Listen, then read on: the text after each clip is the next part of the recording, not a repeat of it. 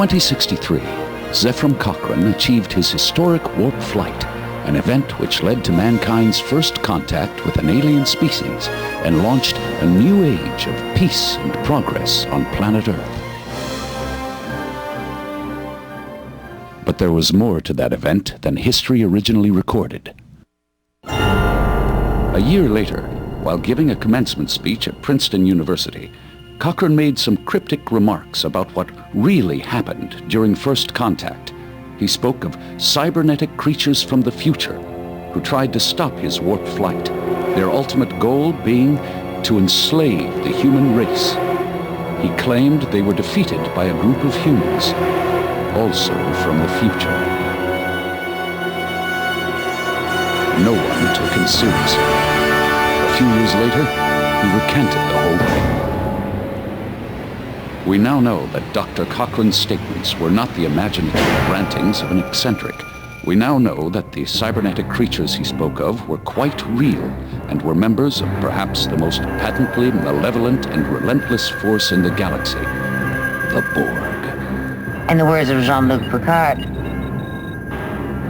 in their collective state, the Borg are utterly without mercy, driven by one will alone, the will to conquer. They are beyond redemption, beyond reason. And then there's Captain Amosov of the Endeavour. It is my opinion that the Borg are as close to pure evil as any race we've ever encountered. The Borg is the ultimate user.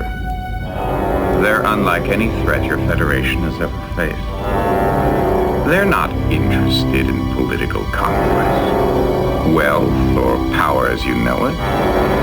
They're simply interested in your ship, its technology. They've identified it as something they can consume. The outer colonies were the first to fall. 23 in a matter of hours. Our sentry vessels tossed aside, no defense against the storm. And by the time they had surrounded our star system, hundreds of cubes, we had already surrendered to our own terror. They invade our space, and we fall back. They assimilate entire worlds, and we fall back. Not again. The line must be drawn here. This far, no farther. And I will make them pay for what they've done. The Borg are a massive organization of beings abducted from other species, each genetically and cybernetically altered to serve the collective at large as drones. Being wholly robbed of any sense of individuality, the billions, perhaps trillions of Borg drones operate as a hive mind. All thoughts are only those of the collective. The society is analogous to an insect colony with a queen at the apex of the hierarchy.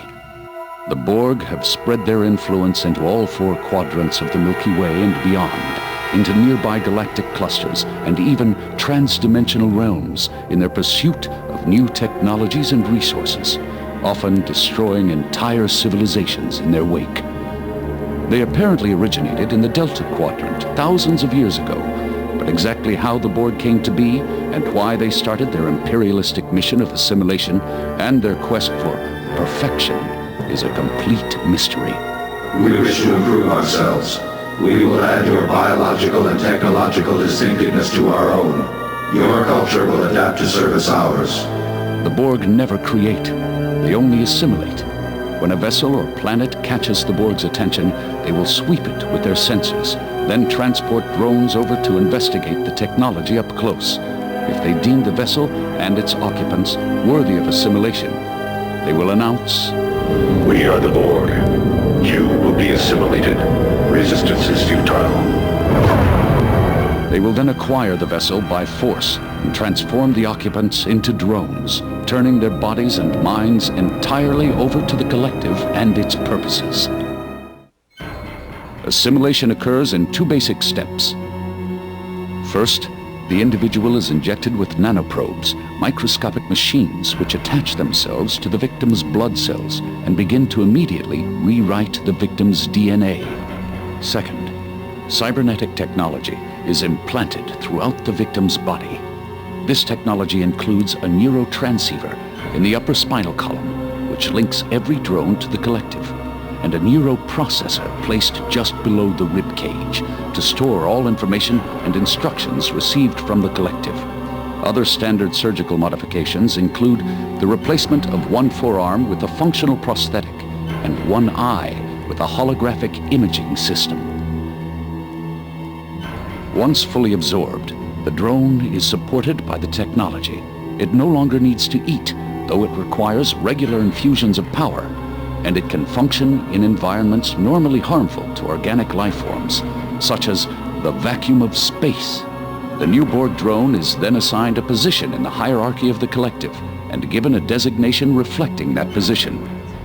2 of 9, primary adjunct of Unimatrix 01. 3 of 9, auxiliary processor of Unimatrix 01. 4 of 9, secondary adjunct of Unimatrix 01.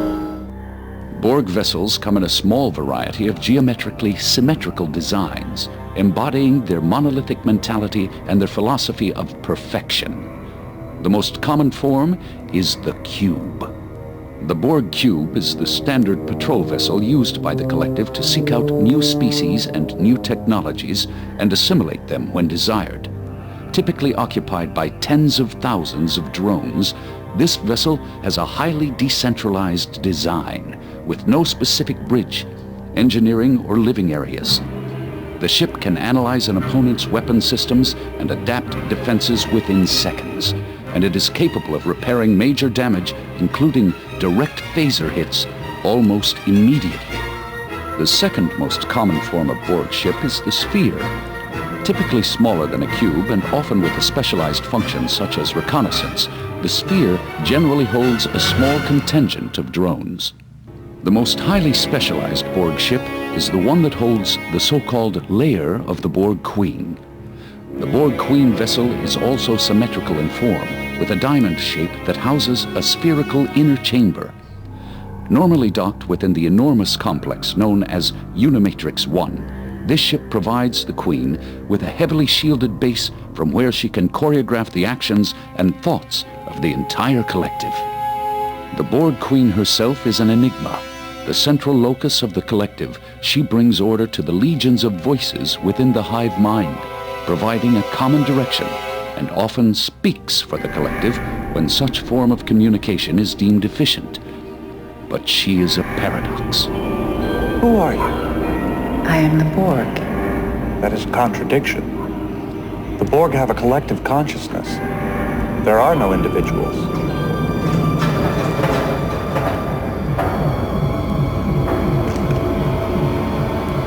I am the beginning, the end, the one who is many.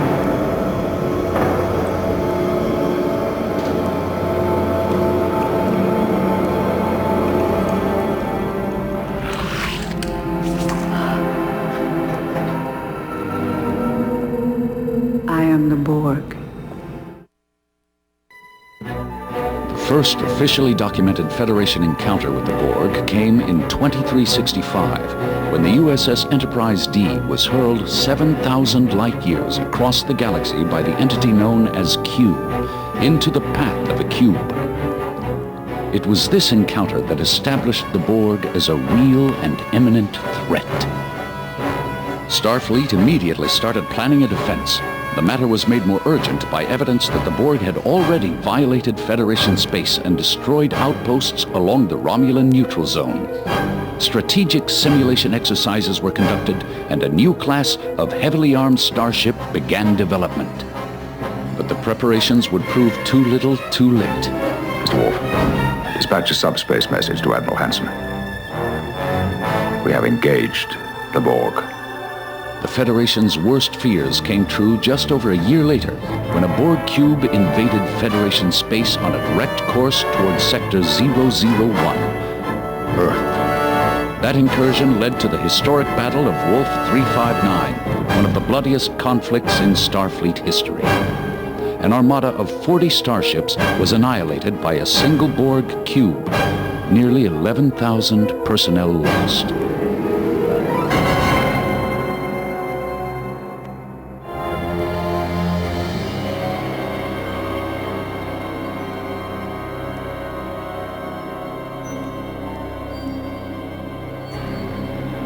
catastrophe was a result largely of the assimilation of Captain Jean-Luc Picard.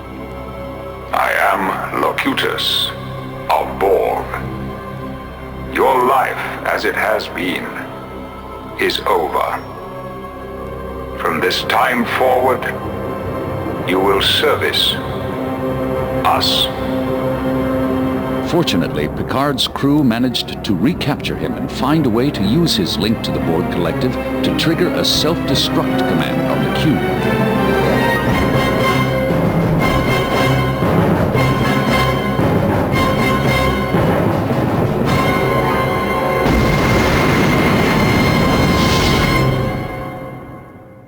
But the plans of the Borg are not so easily vanquished. 6 years after Wolf 359, the Borg regrouped and launched a second offensive to assimilate Earth, but this time with a more subversive strategy.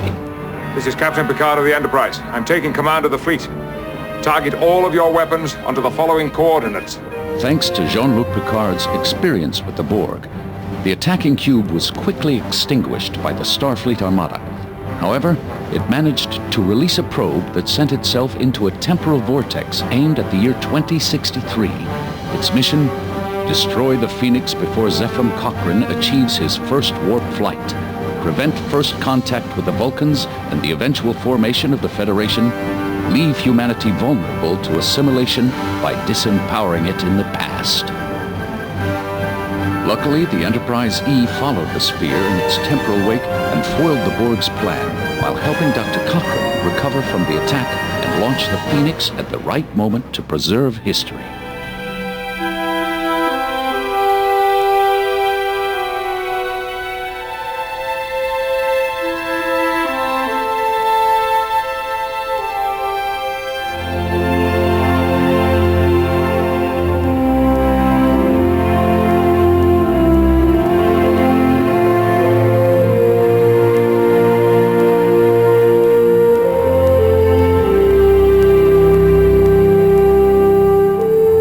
Finally, centuries later, the odd statements made by Dr. Cochrane in 2064 were explained.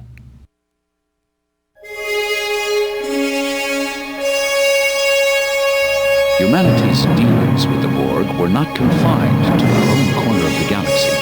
The Federation starship USS Voyager, presumed destroyed in the Badlands in 2371, had actually been transported by an entity called the Caretaker into the far reaches of the Delta Quadrant, literally into the Borg's own backyard. 2 years into their journey toward home, Voyager arrived at the outskirts of Borg space, and for 5 years after that had continual dealings with the Borg. Red alert. Voyager could not avoid getting entangled in the Collective's brutal conflict with the powerful trans-dimensional beings called Species 8472. Armed with modified nanoprobe technology developed by the ship's emergency medical hologram, Captain Catherine Janeway decided to make a deal with the devil. In exchange for safe passage across Borg space, Janeway offered the Collective assistance in their fight against the fluidic space creatures, leading to a bizarre alliance between human and Borg. The Borg went so far as to assign a formerly human drone to work in direct contact with the Voyager crew. This drone was known as Annika Hansen, but her Borg designation was 7 of 9, tertiary adjunct of Unimatrix 01. Voyager's plan to fight back Species 8472 succeeded, but the crew never really believed the Borg would hold up their end of the bargain. This alliance is terminated. Your ship and its crew will adapt to service us. Bridge to Chakotay, Scorpion.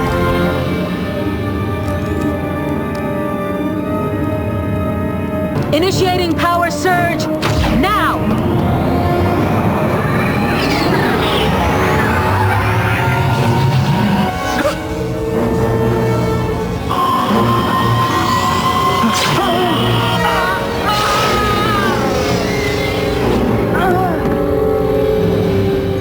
The result was a new crew member aboard the starship.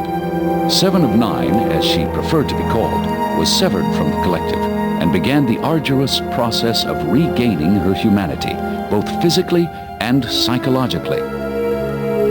It was a most difficult personal journey for the woman who was assimilated at age 6 and spent her formative years as a drone, and several times she very nearly reverted back to the hive. You will be assimilated. Resistance is futile.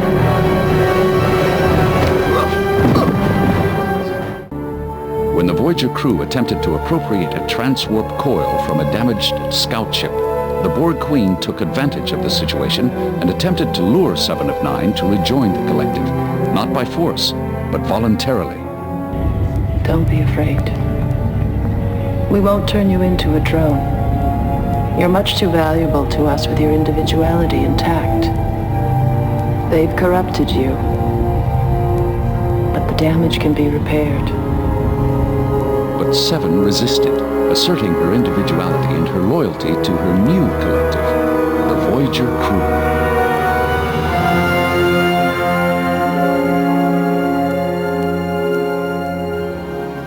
Voyager's history with the Borg in the Delta Quadrant could fill volumes, but it was one final run-in with the perennial foe that actually led to the starship's return home.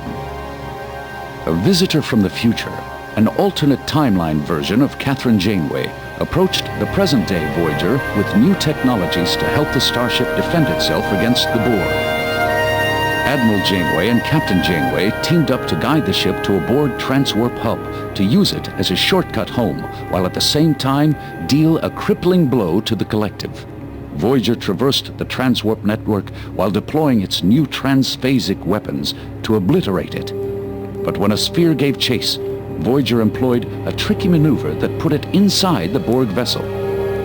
Once the sphere exited the transwarp conduit, Voyager destroyed the sphere from the inside, and the ship emerged before a Starfleet flotilla less than a light year from Earth.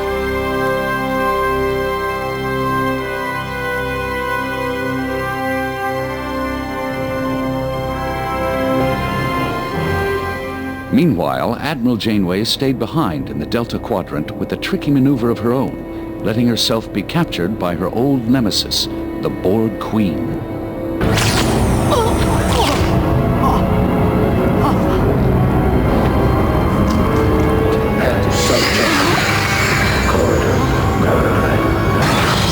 Must be something you assimilated.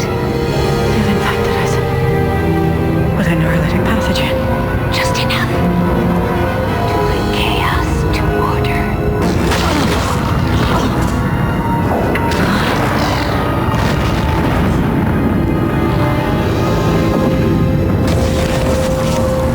The fate of the Borg Queen and the collective as a whole is unknown, but it is presumed that Admiral Janeway's neurolytic pathogen resulted in significant, perhaps terminal damage. But the Borg have proven time after time to be resilient, adaptive, and above all, persistent. Will we ever encounter the Borg again? Will they bounce back and continue to spread across the galaxy like a disease? Will we ever again face the terrifying specter of assimilation? Is resistance to the Borg ultimately futile?